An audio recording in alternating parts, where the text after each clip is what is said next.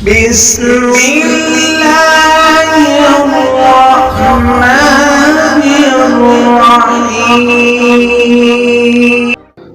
بسم الله الرحمن الرحیم. معزز سامعین، خاص کر کے هغه خلکو لپاره چې کم خلک پریشان وي او ودونه یې کړي ډېر وخت شوی وي خو بچیان یې نه وي، نو د هغوی لپاره دا ویډیو ډېره ضروري ده چې دا وګوري او بیا په دې باندې عمل وکړي، نو انشاءالله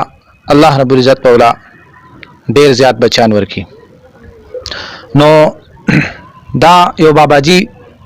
زه تاسو په سکرین باندې ګورئ، دا باباجي چې دی نو دا عمل ښیي، خو د دوی دا ویډیو به هم زه تاسو سره شریکه کوم او دوی چې د عمل کم طریقه ده کم ښیي نو هغه تاسو ته زه پخپله هم ښیم. دا باباجي وایي چې د لونګو ثابت کم لونګ چې دي روغې دانې د هغې 140 دانې به راواخلئ او په هغې باندې به د 18مې سپارې سورة النور 40م آیات په هره یوه دانه 9 پیرې به دم وکئ. دا آیات هم زه تاسو سره په دې سکرین باندې تاسو ته ښیمه،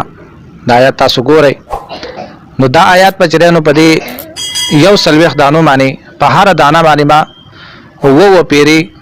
دا دم وکئ او بیا دا 140 دانې چې دي چې دغه زنانه کله د حیض نه پاکه شي نو بیا د هغې نه بعد دی په هغه لومبي سهار باندې د هغې نه روزانه یوه دانه خوراک شروع کی او دغه شانتې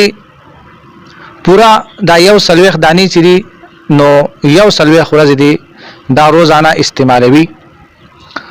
نو د الله په حکم سره د الله په فضل او کرم سره ولې چې اولاد ورکول والا هغه ذات دی، خدا یو وظیفه ده، یو عمل دی چې بزرګانو ښودلی دی چې په دې عمل باندې څوک عمل وکړي او دا شروع کړي نو هغوی دا فرمایلی دي چې دې باندې الله رب العزت به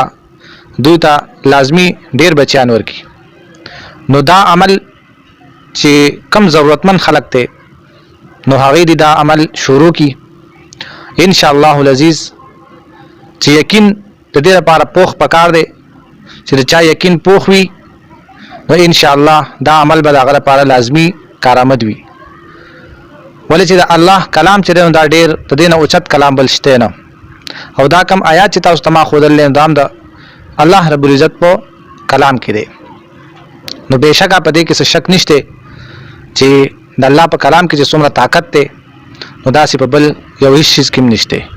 خو صرف او صرف زمونږ د یقین کمزوري ده. کله چې زمونږ یقین پوخ شو نو زمونږ تمام معاملات چې دي نو هغه په دې باندې الله رب العزت حل کوي. نو زما عزتمندو دا ویډیو د سره مخې ته هم شیر کوي د ثواب په نیت باندې چې کم محتاجه او کم ضرورتمند خلک ته پریشان حال لې چې ډېر کلونه تیر شو او بچیان یې نه کېږي نو کېدای شي چې دا ویډیو هغو ته ورسي او دا عمل هغو شروع کړي او د هغو کار پرې وشي نو الله رب العزت به موږ تاسو ته ډېر اجر او ثواب نصیب کړي. امید لرم چې تاسو دا ویډیو به مخې ته هم شیر کوئ او بیا هم که څوک په دې باندې نه پوه شوی نو په کمنټ کې خپل د رای لازمي اظهار وکړئ او دا ویډیو د دې باباجي دا هم زه تاسو سره شریکه کوم، تاسو دا هم واورئ او ما هم تاسو په صحیح طریقې سره پوه کړئ چې کېدای شي که باباجي دا خبرې ستاسو په سمجھ کې را نه شي نو هغې نه مخکې تاسو ما پوه کړئ. الله رب العزت موږ له په دې باندې د عمل کولو توفیق را نصیب